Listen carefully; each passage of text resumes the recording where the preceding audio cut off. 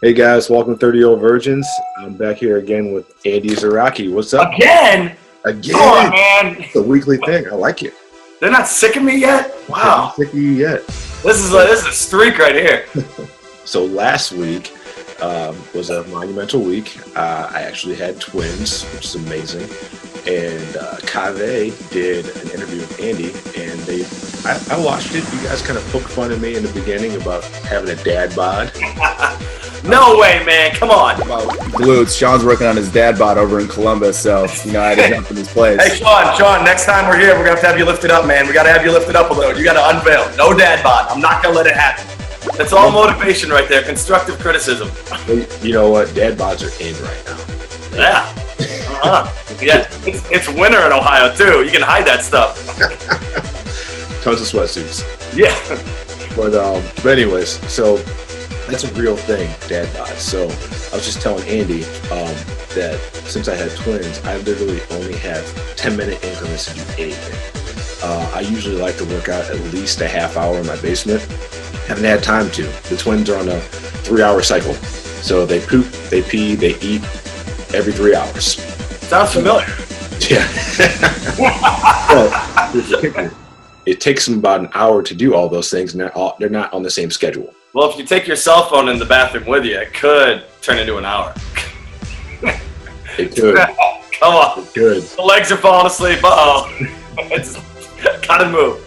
So, Andy, I got 10 minutes. What can I do to possibly keep up my girlish figure? 10 minutes, and I'm going to find also other room in your day to possibly add working out into, or not even call it working out, add some sort of training into your daily schedule. Right. So let's start with 10 minutes, and let's start with just a pretty basic beginner thing. So if you're 10 minutes a day and you're just starting working out, you can't just hammer one muscle group over and over and over again. You're going to fatigue. You're going to potentially hurt yourself, and the next 5-6 days you're probably going to be really sore and not want to ever do that again. So you want to ease into something like this. So let's take the body into its simplest movement. So you have pushing motions, which is your chest, your shoulders, and your quads, and your glutes always help out, and your pulling motions, okay? So you got your rows, your rear delts, and your hamstrings also supplemented by the glutes. So you want to kind of create a circuit around those movements, switching from muscle group to muscle group to muscle group, and fatiguing each one, and in between those doing another exercise for the next muscle group while the other one is recovering. Okay. So basically, let's do push-ups. We'll get down, hammer out just as many push-ups as you can. You hit the floor, your pancake down, crawl yourself back up, then hit squats or squat jumps, okay? Do that for a minute or as many reps as you possibly can. A minute each? What's that? A minute push-ups and then a minute of squats? Yeah, so if you can go to fatigue in a minute, go to fatigue. If you can only get 2 push-ups and the clock's still running, just rest, gather yourself back together, get as many more as you can, all right? So let's keep it on a minute. Let's do a minute of push-ups. Ranger. Oh, Ranger's a good guard dog. And we'll do a minute of squats, okay? Once we're done with that, hold a plank for a minute, okay? After that, you can do sit-ups for a minute or big, long flutter kicks with the leg, all right?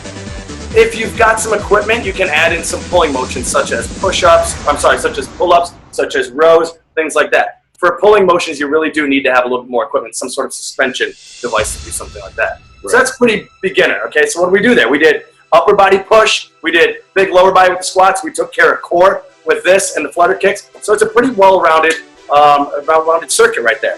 Now, if you're a little bit more advanced as yourself and you just want to add a little bit more each day, now you can add in a minute of push-ups followed by a minute of rotational push-ups, explosive push-ups, and just hammer out as many types of push-ups, inverted push-ups.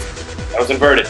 Anything you can do like that, 10 minutes, one muscle group. Next day, hit some legs. Next day, hit some biceps. Next day, hit some shoulders. Next day, hit some back, and then throw in some core. So let's flip back around to the beginning, all right?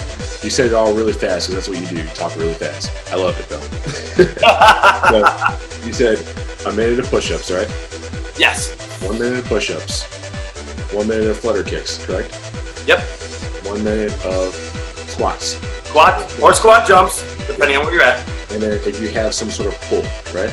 Yes, so if you need like a suspension trainer, got the pull-up bar in the garage, suspension trainer, bands, and like that.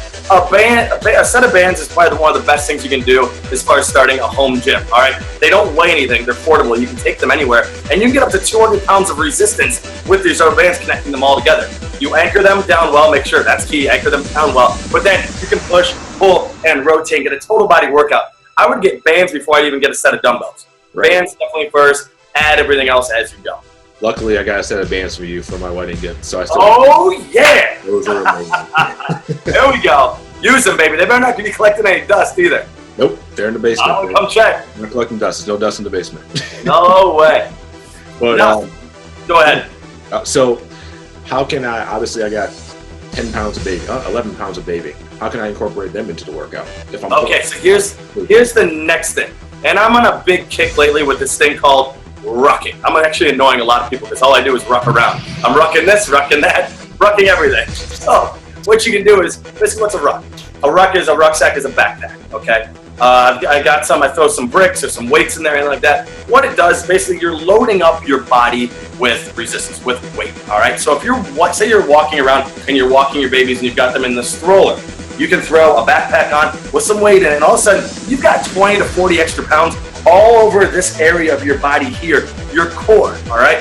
What muscles do we pull the most? What muscles are the weakest, all right? Our core muscles, because we sit. People are sitting like this at the desk all day long. They get a little hunched over. These muscles in here take a beating from all of that. So as soon as you throw on weight, the first time you're gonna do it, you're gonna feel it through your straining through your neck, through your core, in your back, everything, because you're using those muscles. Now every step you take during your stroller, during your walk, these muscles are activated that much more because of this extra weight. So anytime you're doing some chores around the house, throw a weighted backpack on. Anytime you're walking the kids, doing anything like that, walking the dog, for me, throw the backpack on.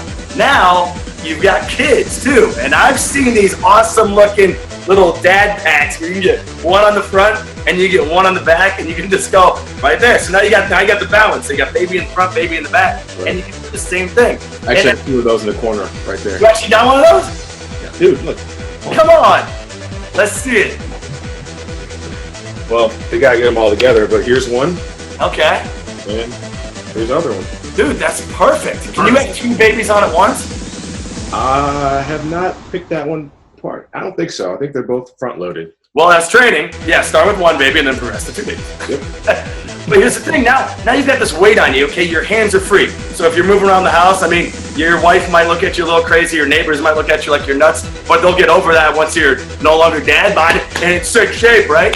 So you've got this thing on you and your hands are free, you're able to move. You can pick up the babies, you can pick up the dishes, you can pick up the couch, whatever you want. You can do lunges, you can do squats, you can do push-ups, push-ups on the countertop, push-ups on the ground. You can do all of these while you've got this weight on you.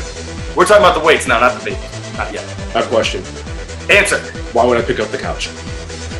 Yeah, you know, hey Amy, didn't Amy say she wanted the couch not there but over there? There you go. So, hey, the couch is a great way to get a row in if you don't have a pull-up bar. That's true. Oh, don't hurt yourself. Ease into it. Use your back. I love it. So those are some quick and easy tips from Andy Sziraki on how to stay in shape, not get dad bod if you only have a minimum amount of time. We're going to reach out to Andy next week for some more.